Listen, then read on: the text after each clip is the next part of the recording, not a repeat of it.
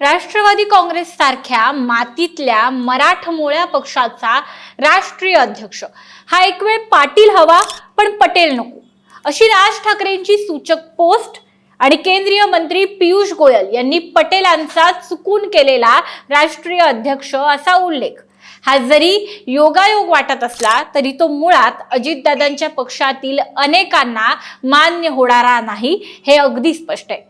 आणि या चर्चा भविष्यात चुकूनही प्रत्यक्षात येऊ नयेत यासाठी पक्षातील प्रमुख पदाधिकाऱ्यांनी आता तात्काळ सुनेत्रा पवारांच्या नावाचीच पक्षाच्या राष्ट्रीय अध्यक्षपदी नेमणूक आणि घोषणा करावी अशी मागणी होऊ लागली आहे।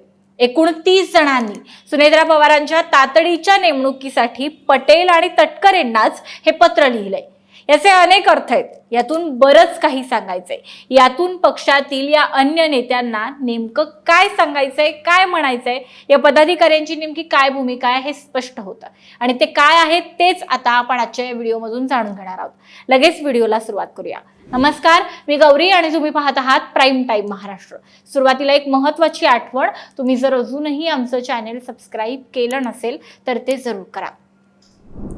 राष्ट्रवादी सारख्या मातीतल्या मराठमोळ्या पक्षाचा राष्ट्रीय अध्यक्ष हा एक वेळ पाटील हवा पण पटेल नको अशी सूचक पोस्ट मनसे अध्यक्ष राज ठाकरेंनी केली आणि दुसऱ्याच दिवशी केंद्रीय मंत्री पियुष गोयल यांनी एका नामांकित वृत्तसंस्थेच्या मुलाखतीमध्ये प्रफुल्ल पटेल यांचा उल्लेख राष्ट्रवादीचे राष्ट्रीय अध्यक्ष असा केला।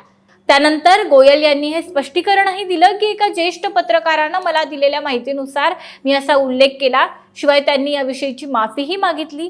पण एक केंद्रीय मंत्री स्वतः कोणतीही पडताळणी न करता इतक्या मोठ्या गोष्टीची घोषणा करतो हे अजिबातच पटण्यासारखं नाही। पण मग असं ते का म्हटले तर असा एक मतप्रवाह आता त्यानंतर फिरू लागला की पटेलांच्या नावाला किती विरोध होतोय किंवा विरोध होतोय की नाही याची चाचपणी करण्यासाठी हे केलं गेलं असावं।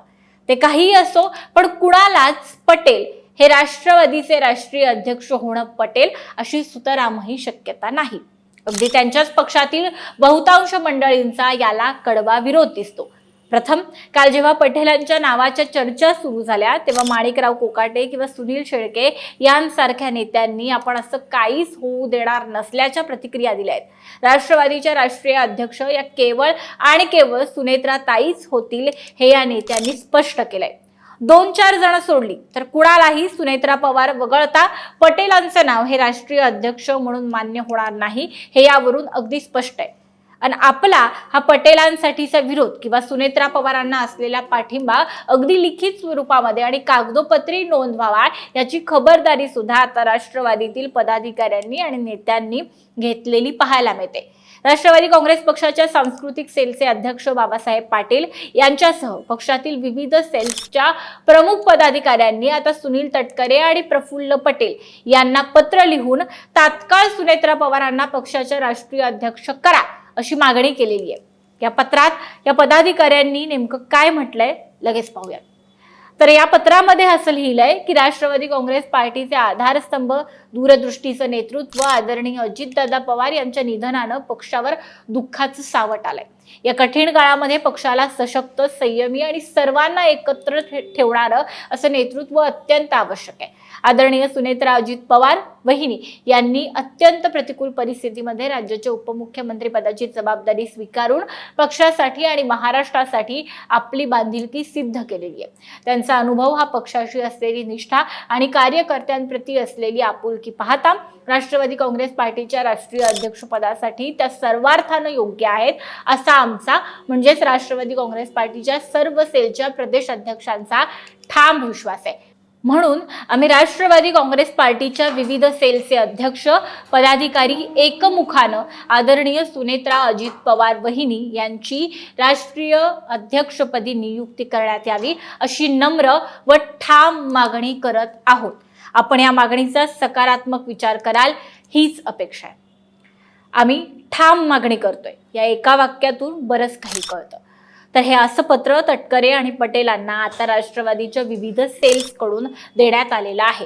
त्यामुळे कुणाच्या मनात किंवा डोक्यात जर काही वेगळ्या अपेक्षा किंवा कल्पना किंवा जर काही वेगळे प्रयत्न असतील तर त्यांनी आत्ताच लागलीच बाजूला ठेवाव्यात आणि सुनेत्रा पवार यांनाच राष्ट्रीय अध्यक्षपदी त्यांची नियुक्ती व्हावी, हा थेट आणि अगदी स्पष्ट संदेश हा पक्षातील या पदाधिकाऱ्यांकडून पक्षातील प्रमुख नेत्यांना देण्यात आलेला आहे.